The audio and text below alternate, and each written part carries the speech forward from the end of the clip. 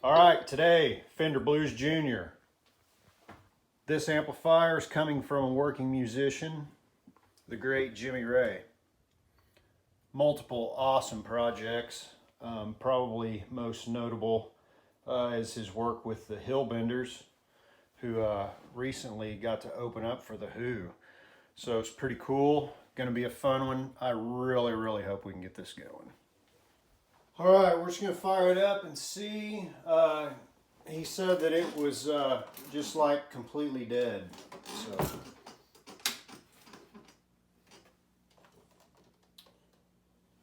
power lights on. I can hear some noise at the speaker.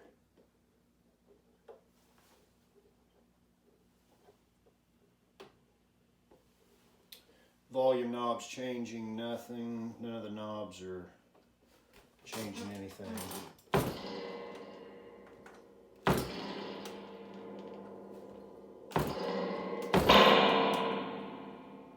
He did say you could hear the reverb tank.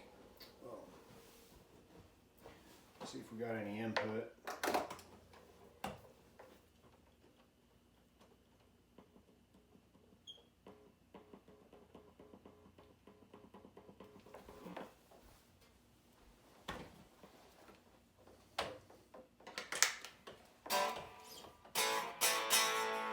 That is with the volume cranked.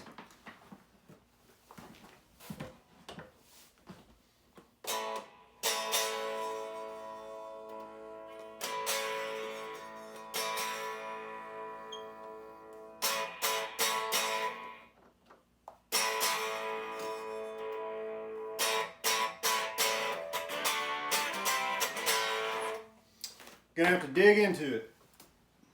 All right. Tapped around on it, can't get nothing to change. But I think the like from the output section out is good because I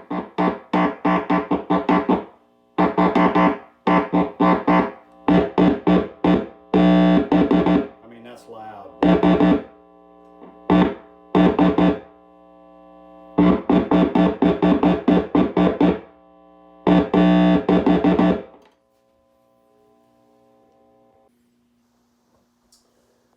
All right, the problem has to be pre-master volume, because you can tap the. I tried a different reverb tank. I mean, that's loud. So the volume though does affect it somewhat. Here's strumming the guitar.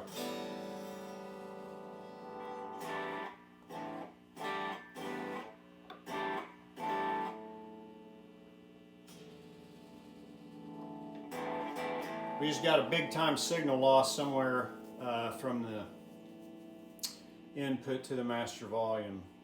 Got the board out.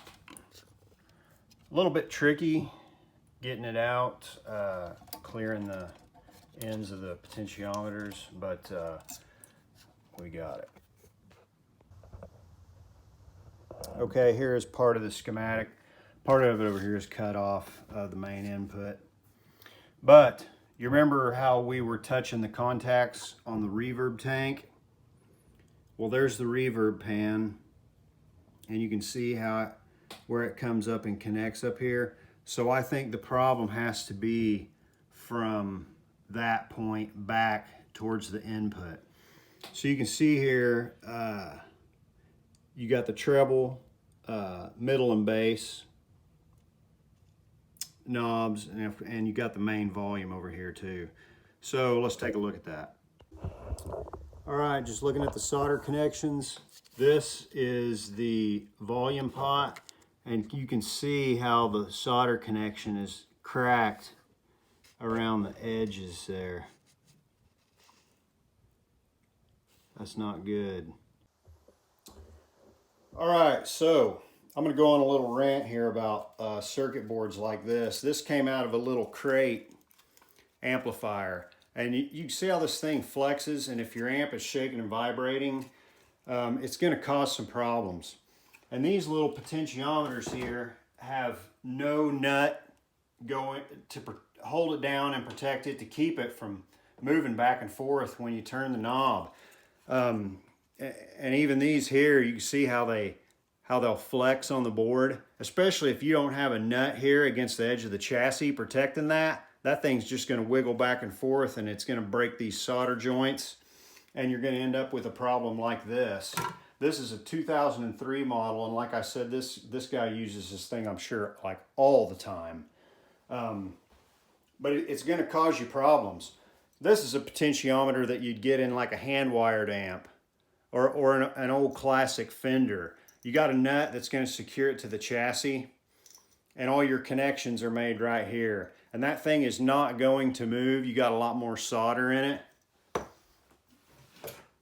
So that's what you're going to get in something like this. Nice, good solder connections. And even if it were to ever have a problem, you can unscrew it, pop the potentiometer out, and just put a new one in. And this is the board also that you're getting on one of my hand-wired amps. It's solid, man. I mean, you're not gonna bend it. And all this real estate to solder to, it's a way better investment. I know they cost more, but in the long run, the thing's gonna be running 50 years from now. All right, we went through all the solder connections. The big connections that were broke were the brackets that hold the potentiometers. But there were definitely some breaks around the smaller connections.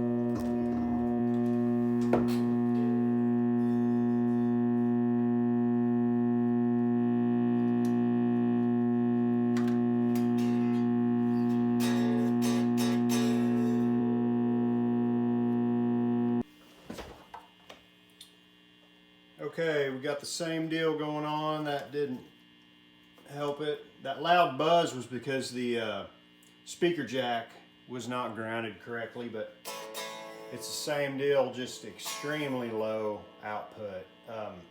But the reverb is like, it'll kill you. And the master volume works. So,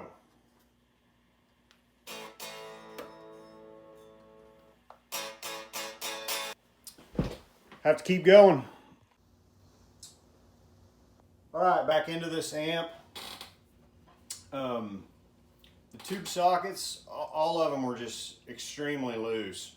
So what I've done is went in and reflowed all of the potentiometers. I reflowed the solder around all the tube sockets, and I went in and tightened up every single one of the pins of the tube sockets, and we got something now.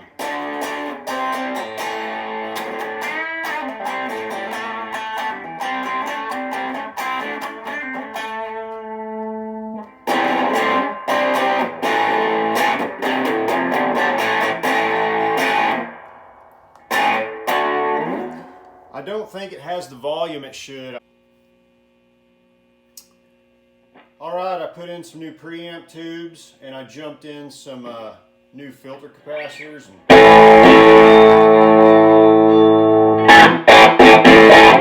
Got it now. Well, here's the verdict on this amp. We had a bad preamp tube.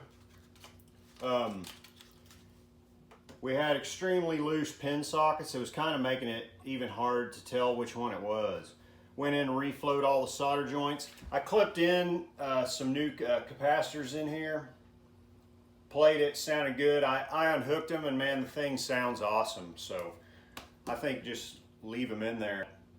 I mean, there's people playing Fender amps from the 60s with leaky caps, and they think they sound amazing. So probably just leave them in there.